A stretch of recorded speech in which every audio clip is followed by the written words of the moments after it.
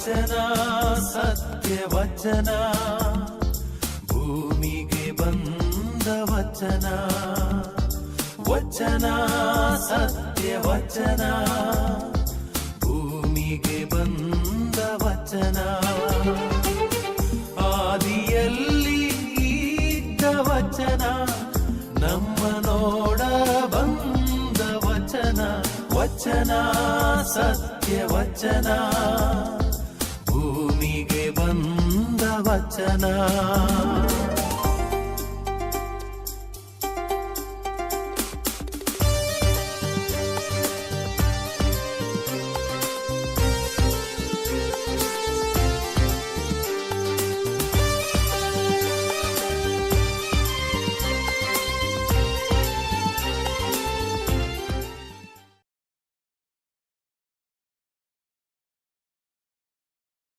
ಪಿತನ ಸುತನ ಮತ್ತು ಪವಿತ್ರ ಆತ್ಮನ ನಾಮದಲ್ಲಿ ಸಹೋದರ ಸಹೋದರರೇ, ಒಬ್ಬ ದಂಪತಿಗೆ ತಮ್ಮ ಜೀವನದಲ್ಲಿ ದೇವರು ಕೊಟ್ಟದ್ದು ಮಕ್ಕಳು. ಆ ಮಕ್ಕಳಿಗಿಂತ ಮಿಗಿಲಾದ ಆಸ್ತಿ ಬೇರೊಂದಿಲ್ಲ. ತಮ್ಮ ಜೀವನದಲ್ಲಿ ಆ ಮಕ್ಕಳ ಭಾಗ್ಯ ಇಲ್ಲದಾಗ ಅವರು ಕಣ್ಣೀರನ್ನು ಹರಿಸ್ತಾರೆ, ಎಲ್ಲೆಲ್ಲೋ ಹೋಗಿ ಪ್ರಾರ್ಥಿಸ್ತಾರೆ, ಎಷ್ಟೋ ಆರೈಕೆಗಳನ್ನು ಮಾಡ್ತಾರೆ. ಯಾಕೆ? ಒಂದು ಮಗು ಬೇಕು ಅಥವಾ ಇಬ್ಬರು ಮಕ್ಕಳು ಬೇಕು, ಆ ಮಕ್ಕಳೊಂದಿಗೆ ನಮ್ಮ ಜೀವನ ನಡೆಯಬೇಕು, ಸಂತೋಷದಿಂದಿರಬೇಕು, ಅದೊಂದು ಹೆತ್ತವರ ಆಸೆ. ಹಾಗಾದರೆ ದೇವರು ನಮಗೆ ಮಕ್ಕಳೆಂಬ ದೊಡ್ಡ ಕಾಣಿಕೆಯನ್ನು ಕೊಟ್ಟಿದ್ದಾರೆ. ಆ ಮಕ್ಕಳನ್ನು ಹೇಗೆ ನಡೆಸಿಕೊಳ್ಳುವುದು, ಆ ಮಕ್ಕಳನ್ನು ಹೇಗೆ ಬೆಳೆಸಿಕೊಳ್ಳುವುದು, ಇದರ ಬಗ್ಗೆ ನಾವು ದೇವರ ವಾಕ್ಯದ ಮೂಲಕ ತಿಳಿದುಕೊಳ್ಳೋಣ. ದೇವರು ನಮಗೆ ಕೊಟ್ಟಂಥ ಆಸ್ತಿಯನ್ನು ಸದುಪಯೋಗಪಡಿಸಬೇಕು. ಒಳ್ಳೆಯ ರೀತಿಯಲ್ಲಿ ಅವರನ್ನು ಬೆಳೆಸಿ ನಾವು ಮಕ್ಕಳಿಗೆ ತಂದೆ ತಾಯಿಗಳು ದೇವರ ರೂಪವಾಗಬೇಕು. ಇದೇ ದೇವರ ವಾಕ್ಯ ಇವತ್ತು ಕೊಡುವ ಸಂದೇಶ. ಅದನ್ನು ಆಲಿಸಿ ನಾವೆಲ್ಲರೂ ಧ್ಯಾನಿಸಿಕೊಳ್ಳೋಣ. ಇವತ್ತಿನ ದೇವರ ವಾಕ್ಯ ಸಿರಾಕನ ಗ್ರಂಥದಿಂದ ಆಲಿಸಲಾಗಿದೆ. ಅಧ್ಯಾಯ 7 ವಾಕ್ಯ 23ರಿಂದ ನಾವು ಕೇಳೋಣ. ನಿನಗೆ ಮಕ್ಕಳಿದ್ದಾರೆಯೇ? ಶಿಕ್ಷಣ ನೀಡು ಅವರಿಗೆ, ಅವರನ್ನು ಸ್ವಾಧೀನದಲ್ಲಿಟ್ಟುಕೋ ಬಾಲ್ಯದಿಂದಲೇ. ನಿನಗೆ ಹೆಣ್ಣು ಮಕ್ಕಳಿದ್ದಾರೆಯೇ? ಅವರ ದೇಹವನ್ನು ಕಾಪಾಡು. ಹೆಚ್ಚಿನ ಮಮತೆಯಿಂದ ಸ್ವೇಚ್ಛೆಯಾಗಿರಲು ಬಿಡದಿರು. ನಿನ್ನ ಮಗಳನ್ನು ಮದುವೆ ಮಾಡಿಕೊಡು, ಅದೊಂದು ಮುಖ್ಯ ಕಾರ್ಯ ಮುಗಿದಂತೆ. ಆದರೆ ಆಕೆಯನ್ನು ಕೊಡಬೇಕು ಬುದ್ಧಿವಂತನಿಗೆ. ನಿನ್ನ ಮೆಚ್ಚುಗೆಗೆ ತಕ್ಕ ಹೆಂಡತಿ ಇದ್ದರೆ ಅವಳನ್ನು ಓಡಿಸಬೇಡ. ನಿನ್ನ ಪ್ರೀತಿ ಇಲ್ಲದೆ ಹೋದರೆ ಅಂಥವಳನ್ನು ನಂಬಬೇಡ. ಸಹೋದರ ಸಹೋದರರೇ, ಈ ವಾಕ್ಯವನ್ನು ನಾವು ಧ್ಯಾನಿಸೋಣ. ನಿನಗೆ ಮಕ್ಕಳಿದ್ದಾರೆ, ಶಿಕ್ಷಣ ನೀಡು ಅವರಿಗೆ. ಇವತ್ತು ನಮ್ಮ ಪರಿಸ್ಥಿತಿ ಯಾವ ಮಟ್ಟದಲ್ಲಿದೆ? ಇವತ್ತು ಒಂದು ಚಿಕ್ಕ ಅವಲೋಕನವನ್ನು ಮಾಡಿಕೊಳ್ಳೋಣ ಸಹೋದರ ಸಹೋದರಿಯರೇ. ಇವತ್ತು ನಮ್ಮ ಮಕ್ಕಳು ಕುಟುಂಬದಲ್ಲಿ ಯಾವ ರೀತಿ ಬೆಳೆಯುತ್ತಾರೆ, ಯಾವ ಸಂಸ್ಕೃತಿಯನ್ನು ಇವತ್ತು ಮಕ್ಕಳಿಗೆ ನಾವು ಕಲಿಸುತ್ತೇವೆ, ಇದು ಬಹಳ ಮುಖ್ಯ. ಕೌಟುಂಬಿಕ ಜೀವನದ ಮೇಲೆ ಒಂದು ದೃಷ್ಟಿಯನ್ನು ಹಾಯಿಸೋಣ. ಇವತ್ತಿನ ಮಕ್ಕಳ ಸ್ಥಿತಿ ಯಾವ ಮಟ್ಟಕ್ಕೆ ಹೋಗಿದೆ? ಕೆಲ ಸಮಯದ ಹಿಂದೆ ಒಬ್ಬ ತಂದೆ ಮತ್ತು ಒಬ್ಬಳು ತಾಯಿ ಮಗುವನ್ನು ಕರ್ಕೊಂಡು ನನ್ನ ಬಳಿಗೆ ಬಂದರು. ಫಾದರ್, ಈ ಮಗುವಿನ ಮೇಲೆ ಸ್ವಲ್ಪ ಪ್ರಾರ್ಥನೆ ಮಾಡಿ, ಇವಳಿಗೆ ಸ್ವಲ್ಪ ಕೌನ್ಸಿಲಿಂಗ್ ಮಾಡಿ, ಇವನಿಗೆ ಏನು ಸಮಸ್ಯೆ ಅಂತ ಕೇಳಿದೆ. ಫಾದರ್, ಇವನು ಮೊಬೈಲ್ಗೆ ಅಡಿಕ್ಟ್ ಆಗಿಬಿಟ್ಟಿದ್ದಾನೆ. ಇಡೀ ದಿನ ಮೊಬೈಲ್ ಚಾಟಿಂಗ್ ಮಾಡ್ತಿದ್ದಾನೆ. ಮಧ್ಯರಾತ್ರಿ 1-2 ಗಂಟೆ ತನಕ ಚಾಟಿಂಗ್ ಮಾಡ್ತಾ ಇರ್ತಾನೆ. ನಾವು ಏನು ಹೇಳಿದ್ರು ಅವನು ಕೇಳಲ್ಲ. ಎಂಥ ಪರಿಸ್ಥಿತಿ! ಚಿಕ್ಕ ಪ್ರಾಯದಲ್ಲಿ ಒಬ್ಬ ಮಗ ಈ ರೀತಿ ಬೆಳೀತಾನೆ ಅಂದರೆ ಆ ತಂದೆ ತಾಯಿಗಳಿಗೆ ಎಂಥ ಪರಿಸ್ಥಿತಿ, ದುಃಖ. ಇನ್ನು ಕೆಲವು ವರ್ಷಗಳು 4 ವರ್ಷಗಳ ಹಿಂದೆ ನಾನೊಂದು ವಿಚಾರಣಾ ಕೇಂದ್ರದಲ್ಲಿದ್ದೆ. ಒಬ್ಬರು ತಾಯಿ ನನ್ನಲ್ಲಿ ಬಂದು ಅವರು ಒಂದು ವಿನಂತಿಯನ್ನು ಮಾಡಿದರು, ಫಾದರ್ ನಮ್ಮ ಮನೆಗೆ ಒಂದು ಭೇಟಿ ಕೊಡಿ, ನನ್ನ ಮಗ ಕಾಲೇಜಿಗೆ ಹೋಗೋದಿಲ್ಲ, ಮನೆಯಲ್ಲೇ ಇರ್ತಾನೆ, ಅವನು ರಾತ್ರಿ ಇಂಟರ್ನೆಟ್ ಇಲ್ಲದಿದ್ದರೆ ರಾತ್ರಿ 1, 2 ಗಂಟೆ 3 ಗಂಟೆ ತನಕ ಅವನು ನಿದ್ರೆ ಮಾಡಲ್ಲ, ನಂತರ ಮಲಗುತ್ತಾನೆ, ಏಳುವಾಗ 10, 12 ಗಂಟೆ, ಏನು ಹೇಳಿದ್ರು ಕೇಳಲ್ಲ, ಕಾಲೇಜಿಗೆ ಹೋಗಲ್ಲ, ತುಂಬ ನಿರಾಶೆಯಲ್ಲಿದ್ದೇವೆ ಫಾದರ್. ಹೌದು ಸಹೋದರರೇ, ಇದು 1-2 ಘಟನೆಗಳಷ್ಟೇ. ಏನಾಗಿದೆ ನಮ್ಮ ಮಕ್ಕಳಿಗೆ? ಯಾಕಾಗಿ ಈ ರೀತಿಯಲ್ಲಿ ಮಕ್ಕಳು ಬೆಳೆಯುತ್ತಾರೆ? ಏನಿವರ ಸಮಸ್ಯೆ? ಇದನ್ನು ಅರ್ಥ ಮಾಡಿಕೊಳ್ಳೋಣ. ಈ ಸಮಸ್ಯೆಗೆ ಕಾರಣ ಯಾರು? ದೇವರು ತಂದೆ ಒಬ್ಬ ದಂಪತಿಗೆ ಮಕ್ಕಳ ಭಾಗ್ಯವನ್ನು ಕೊಟ್ಟಿದ್ದಾರೆ. ಒಂದು ಮಕ್ಕಳ ಭಾಗ್ಯ ಅಂದರೆ ದೇವರ ಕಾಣಿಕೆ.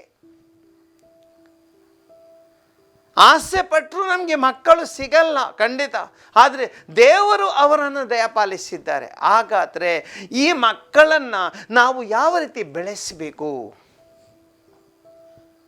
ಇವತ್ತು ಏನಾಗಿದೆ, ಇವತ್ತಿನ ಪರಿಸ್ಥಿತಿ, ತಂದೆ ತಾಯಿಗಳಿಗೆ 1 ಅಥವಾ 2 ಮಕ್ಕಳು. ಈ ಮಕ್ಕಳನ್ನು ಮೇಲಿಟ್ಟರೆ ಕಾಗೆ ಕರೆದೊಯ್ಯುತ್ತೆ, ಕೆಳಗಿಟ್ಟರೆ ಇರುವೆ ಕಚ್ಚುತ್ತೆ. ಆ ಮನೋಭಾವದಿಂದ ನಾವು ಈ ಮಕ್ಕಳಿಗೆ ಯಾವ ರೀತಿ ಏನು ಕಷ್ಟ ಆಗದಂತೆ ಅವರನ್ನು ಹೊತ್ತುಕೊಳ್ತಿದ್ದೇವೆ ನಾವು ತಲೆಯಲ್ಲಿ. ಇದುವೇ ನಮ್ಮ ಪರಿಸ್ಥಿತಿ ಇವತ್ತು. ನಾನು ಚಿಕ್ಕಂದಿನಲ್ಲಿರುವಾಗ 8 ಜನ ಮಕ್ಕಳು. ನಾವು 8 ಜನ ಮಕ್ಕಳು. ಒಂದು ಮನೆಯಲ್ಲಿ ನನ್ನ ತಂದೆ ತಾಯಿಗಳು ಕೆಲಸ ಮಾಡ್ತಿದ್ರು, ಬೇಸಾಯದ ಕೆಲಸ. ಆ ಕೆಲಸ ಮಾಡಿಕೊಂಡು ಅವರು ನಮ್ಮನ್ನು ಬೆಳೆಸ್ತಿದ್ರು, ನಾವು ಕೆಲಸ ಮಾಡಬೇಕಿತ್ತು. ಶಾಲೆಗೆ ಹೋಗೋ ಮೊದಲು ತೋಟಕ್ಕೆ ನೀರು ಹಾಯಿಸಿ ನಾವು ಶಾಲೆಗೆ ಹೋಗಬೇಕು. ಬಂದ ನಂತರ ನಮಗೆಲ್ಲ ದನ ಕರುಗಳಿವೆ, ಇವುಗಳಿಗೆ ನೀರುಣಿಸಬೇಕು ಅಥವಾ ಅಂಥ ಕೆಲಸವನ್ನು ನಾವು ಮಾಡಬೇಕು. ನಮ್ಮ ಬಟ್ಟೆಗಳನ್ನು 3ನೇ ಕ್ಲಾಸ್ 4ನೇ ಕ್ಲಾಸ್ನಿಂದ ನಾವೇ ತೊಳೆದುಕೊಳ್ಬೇಕು. ಅಂದರೆ ನಮ್ಮ ಕಾಲಿನಲ್ಲಿ ನಾವು ನಿಲ್ಲುವಂಥ ಒಂದು ಪರಿಸ್ಥಿತಿಯನ್ನು ನಮ್ಮ ಮನೆಯಲ್ಲಿ ನನ್ನ ತಂದೆ ತಾಯಿಗಳು ರೂಪಿಸಿದ್ರು. ಸಹೋದರರೇ, ಇದನ್ನು ಇವತ್ತು ಹೇಳಲಿಕ್ಕೆ ಇಚ್ಛಿಸ್ತೇನೆ ನಾನು. ನಮ್ಮ ಕಾಲಲ್ಲಿ ನಾವು ಬೆಳೆಯುವಂತೆ ನಮ್ಮ ತಂದೆ ತಾಯಿಗಳು ನಮ್ಮನ್ನು ಬೆಳೆಸಿದ್ರು. ಅದಕ್ಕಾಗಿ ಎಷ್ಟೇ ಕಷ್ಟಗಳು ಬರಲಿ ನಮ್ಮ ಕಾಲ ಮೇಲೆ ನಿಂತುಕೊಂಡು ನಡೆಯುವಂಥ ಪರಿಸ್ಥಿತಿಯಲ್ಲಿ ನಾವು ಬೆಳೆದಿದ್ದರಿಂದ ಇವತ್ತು ಆ ಜೀವನ ನಮಗೆ ಏನಂತ ನಮಗೆ ತಿಳಿದಿದೆ. ಇದೇ ಪರಿಸ್ಥಿತಿ ಹಿಂದಿನವರದಾಗಿತ್ತು. ಅದಕ್ಕಾಗಿ ಎಷ್ಟೇ ಕಷ್ಟಗಳು ಬಂದರು, ಎಷ್ಟೇ ಬಡತನ ಬಂದರೂ ನಮ್ಮ ತಂದೆ ಹಿರಿಯರು ಯಾವುದೇ ರೀತಿ ಅವರು ಈ ಲೌಕಿಕ ಸಂಕಷ್ಟಗಳಿಗೆ ಸಿಲುಕಿರಲಿಲ್ಲ, ಆತ್ಮಹತ್ಯೆ ಮಾಡಿಕೊಳ್ತಿರಲಿಲ್ಲ, ಅಥವಾ ಇಂಥ ಇವತ್ತಿನ ಮಕ್ಕಳ ರೀತಿಯಲ್ಲಿ ಅವರು ಬೆಳೀತಿರಲಿಲ್ಲ. ಯಾಕೆ ನಮ್ಮ ಮಕ್ಕಳು ಇವತ್ತು ತಪ್ಪು ದಾರಿಗೆ ಹೋಗ್ತಿದ್ದಾರೆ? ಇದಕ್ಕೆ ನಾವೇ ತಂದೆ ತಾಯಿಗಳು ಕಾರಣ. ಇದೇ ದೇವರ ವಾಕ್ಯ ನಮಗೆ ಹೇಳುತ್ತೆ. ಇವತ್ತು ಮಕ್ಕಳಿಗೆ ಶಿಕ್ಷಣವನ್ನು ನೀಡು. ಮಕ್ಕಳಿಗೆ ಬರೀ ಹೊಟ್ಟೆಗೆ ಕೊಟ್ಟರೆ ಸಾಕಾಗಲ್ಲ. ಬರೀ ಹೊಟ್ಟೆ ತುಂಬಲಿಕ್ಕೆಲ್ಲ ನಮ್ಮ ಮಕ್ಕಳು ಜೀವನದಲ್ಲಿ ಕಲಿಬೇಕು. ಜೀವನ ಏನೆಂದು ಕಲಿಯಬೇಕು, ದೇವರ ಪ್ರೀತಿ ಏನೆಂದು ಕಲಿಯಬೇಕು, ಜೀವನದ ಕಷ್ಟ ಸುಖ ನೋವುಗಳೆಂಬ ಏನೆಂಬುದನ್ನು ಕಲಿಯಬೇಕು, ಜೀವನದಲ್ಲಿ ಸಮಸ್ಯೆಗಳನ್ನು ಎದುರಿಸಲು ಕಲಿಯಬೇಕು, ಜೀವನದಲ್ಲಿ ಪ್ರಯತ್ನ ಮಾಡಲು ಕಲಿಯಬೇಕು. ಇದು ಶಿಕ್ಷಣ. ಆದ್ದರಿಂದ ಮಕ್ಕಳು ಅವರಿಗೆ ಕಷ್ಟವಾಗುತ್ತೆ ಎಂದು ತಂದೆ ತಾಯಿಗಳು ತಾವೇ ತಮ್ಮ ಮಕ್ಕಳನ್ನು ಹಾಳು ಮಾಡಿದರೆ ಮಕ್ಕಳು ಖಂಡಿತ ಒಳ್ಳೆಯದಾಗಲ್ಲ. ಇವತ್ತು ಅನೇಕ ಮನೆಗಳನ್ನು ನೋಡಿದ್ದೇನೆ, ತಂದೆ ತಾಯಿಗಳ ಪರಿಸ್ಥಿತಿ ಇವತ್ತು ಎಷ್ಟರ ಮಟ್ಟಿಗೆ ಹೋಗಿದ್ದೆ ಎಂದು ಹೇಳುವುದಾದರೆ, ತಂದೆ ತಾಯಿಗಳು ಇವತ್ತು ಮಕ್ಕಳಾಗಿದ್ದಾರೆ, ಮಕ್ಕಳು ತಂದೆ ತಾಯಿಗಳಾಗಿದ್ದಾರೆ. ಅಂದರೆ ಆ ಮಕ್ಕಳ ಸ್ಥಾನದಲ್ಲಿ ತಂದೆ ತಾಯಿಗಳಿದ್ರೆ, ಮಗು ಹೇಳುತ್ತೆ, ಅಮ್ಮ ನನಗೆ ತಿಂಡಿ ಮಾಡಿಕೊಡು. ಆಯ್ತಮ್ಮ, ನಾನು ತಿಂಡಿ ಮಾಡಿಕೊಡ್ತೇನೆ. ಇಲ್ಲಾಂದರೆ ಮಗು ಹಠ ಮಾಡುತ್ತೆ. ಅಮ್ಮ ನನಗೆ ಪುಸ್ತಕ ರೆಡಿ ಮಾಡಿಕೊಡು. ಅಮ್ಮ ನನಗೆ ಟಿಫಿನ್ ರೆಡಿ ಮಾಡಿಕೊಡು. ಅಮ್ಮ ನನಗೆ ಶೂಸ್ ಎಲ್ಲಿದ್ದರೆ ತಂದು ಕೊಡಮ್ಮ. ಅಮ್ಮ ನನ್ನ ಯೂನಿಫಾರ್ಮ್ ಕೊಡು. ಅಮ್ಮ ನನಗೆ ಇದು ಮಾಡಿ. ಅಂದರೆ ಮಗು ಆರ್ಡರ್ ಕೊಡುತ್ತೆ, ತಂದೆ ತಾಯಿಗಳು ಆಯಿತು ಮಗುವೆ, ಆಯಿತು ಮಗುವೆ ಅಂದರೆ ಚಿಕ್ಕ ಮಗುವಿನಂತೆ ವರ್ತಿಸ್ತಾರೆ. ತಂದೆ ತಾಯಿಗಳ ಸ್ಥಾನದಲ್ಲಿ ಮಗು ಆರ್ಡರ್ ಕೊಡ್ತಿದೆ. ಅಂದರೆ ಏನರ್ಥ ಇದ್ರಿದ್ದು? ಇವತ್ತಿನ ಮಕ್ಕಳು ತಂದೆ ತಾಯಿಗಳು ಅವರ ಸ್ಥಾನ ಏನಂತ ತಿಳಿದಿಲ್ಲ.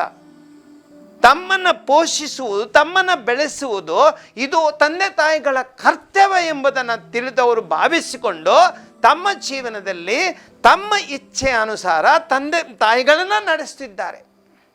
ಯಾಕೆ? ಕಾರಣವೇನು? ನಾವು ಅವರಿಗೆ ಶಿಕ್ಷಣ ನೀಡಲಿಲ್ಲ. ಅವರಿಗೆ ನಾವು ಜೀವನ ಏನೆಂಬುದನ್ನು ಕಲಿಸಿಲ್ಲ.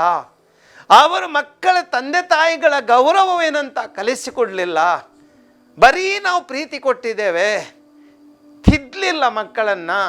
ತಪ್ಪು ಮಾಡಿದಾಗ ಅವರ ತಪ್ಪುಗಳನ್ನು ತಿದ್ದಲಿಲ್ಲ. ನೀನು ತಪ್ಪು ಮಾಡ್ತೇವೆ ಮಗುವಿಗೆ ತಿಳಿಸಿಲ್ಲ. ತಾನು ಏನು ಮಾಡಿದೆ ಎಲ್ಲವೂ ಸರಿ ಎಂಬ ಭಾವನೆಯಲ್ಲಿ ಮಗು ಬೆಳೆದಿದೆ. ಆದ್ದರಿಂದ ಮಗು ಈ ರೀತಿ ವರ್ತಿಸುತ್ತೆ.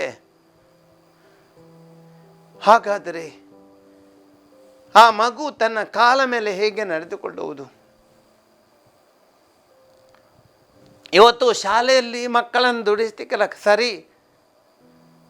ಶಾಲೆಯಲ್ಲಿ ಅವ್ರಿಗೇನು ಕೆಲಸ ಕೊಡಲಿಕ್ಕಿಲ್ಲ, ಮನೆಯಲ್ಲಿ ಕೆಲಸ ಕೊಡಲಿಕ್ಕಿಲ್ಲ. ಕೆಲವು ಸಮಯದ ಹಿಂದೆ, 1 ವರ್ಷದ ಹಿಂದೆ ಅಷ್ಟೇ, ನಾನು ಹಿಂದೆ ಇದ್ದ ಒಂದು ವಿಚಾರಣಾ ಕೇಂದ್ರದ ಕೇಳಿದ ಸುದ್ದಿ. ಮಗು ಒಂದು 8ನೇ ಕ್ಲಾಸಿನ ಹುಡುಗಿ, 8ನೇ ಕ್ಲಾಸಿನ ಹುಡುಗಿ, ತಂದೆ ತಾಯಿಗಳು ಏನೋ ತಿದ್ದಿದ್ರು, ಸ್ವಲ್ಪ ಜೋರು ಮಾಡಿದರು, ಒಂದು ಪೆಟ್ಟು ಕೊಟ್ಟರು ಕಾಣುತ್ತೆ. ಅಷ್ಟರಲ್ಲಿ ಆ ಮಗು ಚೈಲ್ಡ್ ಲೈನ್ಗೆ ಫೋನ್ ಮಾಡಿ ನನ್ನನ್ನು ಇಲ್ಲಿ ನನಗೆ ಕಷ್ಟ ಕೊಡ್ತಿದ್ದಾರೆ ಅಂತ ಫೋನ್ ಮಾಡಿ ಕೂಡಲೇ ಚೈಲ್ಡ್ ಲೈನ್ ಅವ್ರು ಬಂದು ತಂದೆ ತಾಯಿಗಳನ್ನು ಅರೆಸ್ಟ್ ಮಾಡಿದರು. ಏನು ದೊಡ್ಡ ಘಟನೆ ನಡೆಯಲಿಲ್ಲ, ಬರೀ ಚಿಕ್ಕ ಘಟನೆ. ಅದು ಯಾಕೆ ಹಾಗಾಯಿತು? ಇವತ್ತು ನಮ್ಮ ಮಕ್ಕಳಿಗೆ ಶಾಲೆಯಲ್ಲಿ ಅಥವಾ ಖಂಡಿತವಾಗಿ ಇದು ಒಳ್ಳೆಯದು. ಚೈಲ್ಡ್ ಲೈನ್ ಇದರ ಮೂಲಕ ಏನು ಶೋಷಣೆ ಮಾಡಿದರೆ ಇದಕ್ಕೆ ಫೋನ್ ಮಾಡಿಂದ ಕಲಿಸಿದ್ದೇವೆ. ಆದರೆ ಮಕ್ಕಳಿಗೆ ಕಷ್ಟ ಸುಖ ಏನು ನಾವು ಕಲಿಸಿಲ್ಲ. ತಂದೆ ತಾಯಿಗಳನ್ನು ಗೌರವವನ್ನು ಕೊಡಿಸ್ಲಿಕ್ಕೆ ಕಲಿಸಲಿಲ್ಲ. ಅದಕ್ಕಾಗಿ ಈ ಮಗು ಚೈಲ್ಡ್ ಲೈನ್ಗೆ ಫೋನ್ ವಾರ್ಡ್ ಮಾಸ್ಟರ್ ಮಟ್ಟಿಗೆ ಆ ತಂದೆ ತಾಯಿಗಳನ್ನು ಅರ್ಥ ಮಾಡಿಕೊಳ್ಳಿ ಆ ಮಗುವಿಗೆ ಸಾಧ್ಯವಾಗಲಿಲ್ಲ. ಸಹೋದರ ಸಹೋದರಿಯರೇ, ಈ ಮಕ್ಕಳಿಗೆ ಶಿಕ್ಷಣ ಕೊಡುವುದು ತಂದೆ ತಾಯಿಗಳ ಕರ್ತವ್ಯ. ನಿನಗೆ ದೇವರು ಒಂದು ಮಗುವನ್ನು ಕೊಟ್ಟಿದ್ದಾರೆ, ಪ್ರೀತಿಸು, ಖಂಡಿತ ಪ್ರೀತಿಸಬೇಕು. ಆ ಮಗು ದೇವರು ಕೊಟ್ಟ ಕಾಣಿಕೆ. ಆ ಮಗುವಿಗೆ ಪ್ರೀತಿ ಬೇಕು, ಪ್ರೀತಿಯಲ್ಲಿ ಬೆಳೆಯಬೇಕು. ಆದರೆ ಜೀವನವನ್ನು ಕಲಿಸು, ಜೀವನವನ್ನು ಕಲಿಸು, ಬಾಳುವುದು ಹೇಗೆಂಬುದನ್ನು ಕಲಿಸು, ಕಷ್ಟಗಳನ್ನು ಹೇಗೆ ಎದುರಿಸುವುದೆಂಬುದನ್ನು ಕಲಿಸು, ಅವರ ಕಾಲ ಮೇಲೆ ನಿಂತು ಹೇಗೆ ತನ್ನ ಜೀವನ ನಡೆಸುವುದೆಂಬುದನ್ನು ಕಲಿಸು, ತನ್ನ ಕೆಲಸಗಳನ್ನು ತಾನೇ ಮಾಡಲು ಕಲಿಸು. ಇನ್ನೂ ಆ ಮಗು 8ನೇ ಕ್ಲಾಸು, 9ನೇ ಕ್ಲಾಸು, 10ನೇ ಕ್ಲಾಸು ಎಲ್ಲವನ್ನೂ ನೀನು ತಂದೆ ತಾಯಿಗಳು ಮಾಡುವುದೆಂದರೆ ಮಗು ಏನು ಮಾಡಲ್ಲ. ಬರೀ 2ನೇ ಕ್ಲಾಸ್ನ ಮಗುವಿನಾಗಿ ಆ ಪ್ರಾಯದಲ್ಲಿ ವರ್ತಿಸಿದರೆ ಏನು ಪ್ರಯೋಜನ? ಮಕ್ಕಳಿಗೆ ಶಿಕ್ಷಣ ಬೇಕು. ಸಮಾಜದ ಒಳಿತು ಕೆಡುಕುಗಳ ಬಗ್ಗೆ ಮಕ್ಕಳಿಗೆ ಶಿಕ್ಷಣ ಬೇಕು.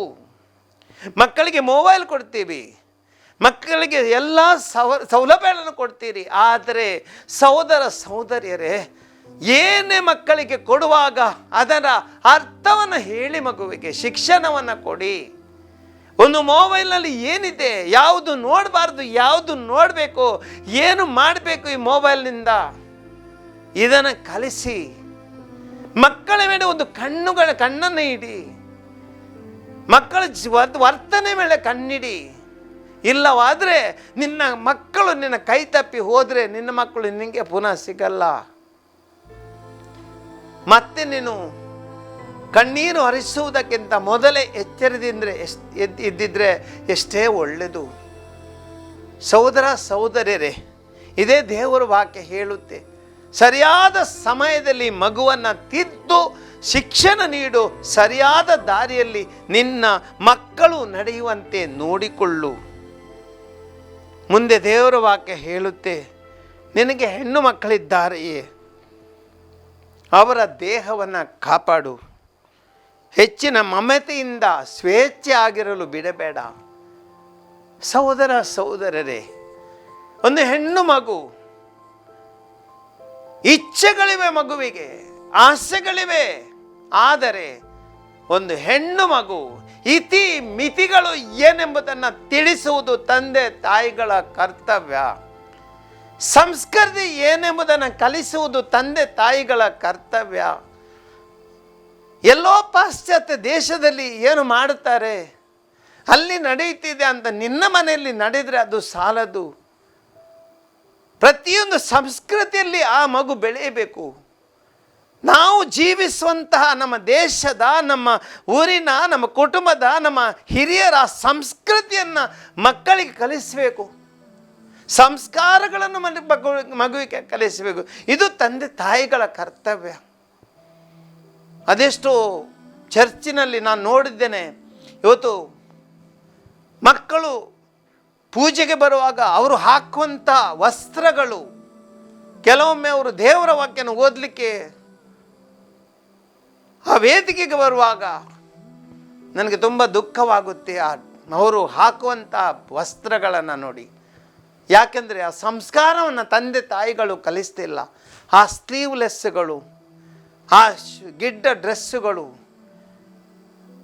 ಅಂಥ ಒಂದು ರೀತಿಯಲ್ಲಿ ಆ ಶೀಲವನ್ನು ಕಾಪಾಡಿಕೊಂಡು ದೇಹದ ಪಾವಿತ್ರತೆಯನ್ನು ಕಾಪಾಡುವಂಥ ಸಂಸ್ಕಾರವನ್ನು ತಂದೆ ತಾಯಿಗಳು ಮಕ್ಕಳಿಗೆ ಕಲಿಸುವುದಿಲ್ಲವೆಂದಾದರೆ ಮಕ್ಕಳು ಕಲಿಯುವುದು ಯಾವಾಗ? ಪ್ರತಿಯೊಬ್ಬ ತಂದೆ ತಾಯಿಗಳು ನಾವು ಒಳ್ಳೆಯ ಸಂಸ್ಕೃತಿಯನ್ನು ಹೊಂದಿಕೊಂಡಿರಬೇಕು.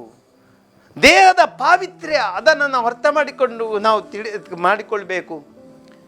ಸಂತ ಪೌಲರು ಕೊರಿಂಥದವರಿಗೆ ಬರೆದ ಪತ್ರದಲ್ಲಿ ಹೇಳ್ತಾರೆ, 3ನೇ ಅಧ್ಯಾಯ 16ನೇ ವಾಕ್ಯ, ನೀವು ಪವಿತ್ರಾತ್ಮನ ದೇವಾಲಯ ನಿಮಗೆ ನೀವು ತಿಳಿದಿಲ್ಲವೇ? ನಾವೆಲ್ಲ ಪವಿತ್ರಾತ್ಮರ ಆ ಮಂದಿರಗಳು. ನಮ್ಮ ದೇಹವೇ ಒಂದು ದೇವಾಲಯ. ಇದು ಪವಿತ್ರ. ದೇವರು ಈ ದೇಹದಲ್ಲಿ ನೆಲೆಸುವಾಗ ಈ ದೇಹದ ಪವಿತ್ರತೆ ಎಷ್ಟು ಇರಬೇಕು, ಈ ದೇಹವನ್ನು ಯಾವ ರೀತಿಯಲ್ಲಿ ನಡೆಸಿಕೊಳ್ಬೇಕು, ಈ ದೇಹದ ಮಾನ ಯಾವ ರೀತಿಯಲ್ಲಿ ಕಾಪಾಡಿಕೊಳ್ಬೇಕು, ಇದನ್ನು ಮಕ್ಕಳಿಗೆ ಇವತ್ತು ತಂದೆ ತಾಯಿಗಳು ಕಲಿಸಬೇಕು. ಯಾಕೆಂದರೆ ಇವತ್ತಿನ ಪರಿಸ್ಥಿತಿ ಆಗಿದೆ.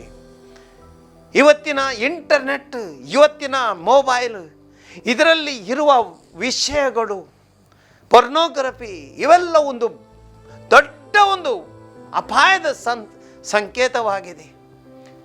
ಮಕ್ಕಳು ಇವತ್ತು ಟಿ ವಿಯಲ್ಲಿ ಅಥವಾ ಇತರ ಮೀಡಿಯಾದಲ್ಲಿ, ಸೋಷಿಯಲ್ ಮೀಡಿಯಾದಲ್ಲಿ ಅನೇಕ ಕೆಟ್ಟ ವಿಷಯಗಳನ್ನು ಕಲಿಯುವಂಥ ಪರಿಸ್ಥಿತಿ ಇವತ್ತಿದೆ.